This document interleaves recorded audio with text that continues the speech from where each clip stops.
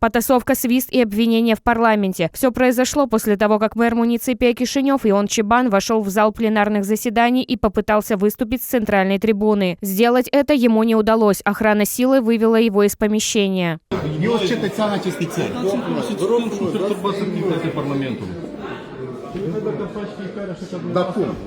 Присутствие Чебана у трибуны парламента поддержал лидер фракции «Демократия дома» Василий Костюк. Он считает, что мэру нужно было дать возможность изложить свою позицию.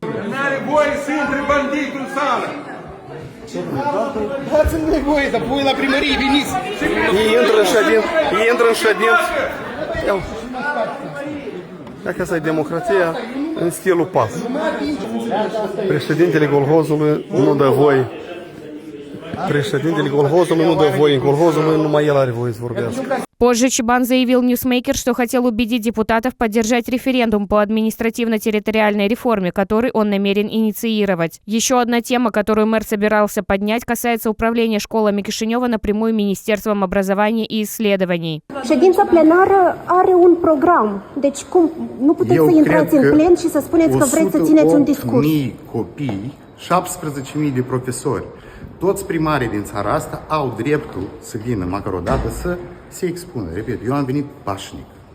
Am venit să vorbesc în fața acestor oameni. Инцидент прокомментировал депутат фракции ПАС Раду Мариан. Он считает, что Чебан находился под воздействием запрещенных веществ. В публикации в Facebook он написал: «Я давно не видел ничего подобного. Что с ним? Вероятно, он был под воздействием каких-то веществ, иначе я не могу это объяснить». Этот эпизод как нельзя лучше показывает, что у Кишинева больше нет мэра. Вместо того, чтобы заниматься проблемами города, он занимается только шоу и провокациями. Столице срочно нужен мэр. Ждем выборов. В свою очередь, Ион Чебан утверждает, что его спровоцировал депутат ПАС Василий Градинару. Ei judecă după ei, cei care trag pe nas, fumează, acoperă traficanții. Am fost provocat, toate imaginile video sunt disponibile și am fost la indicația lui Grosu cu înjurături din partea deputaților PAS scos pe sus din acea ședință. Eu mă pot adresa simplu la instituțiile municipale ca să fac o analiză sânge, urină, orice vreți. Trimiteți echipa de medici, oricare. Nu fă circ, dă-i drumul la primărie și ocupi-te de transport public,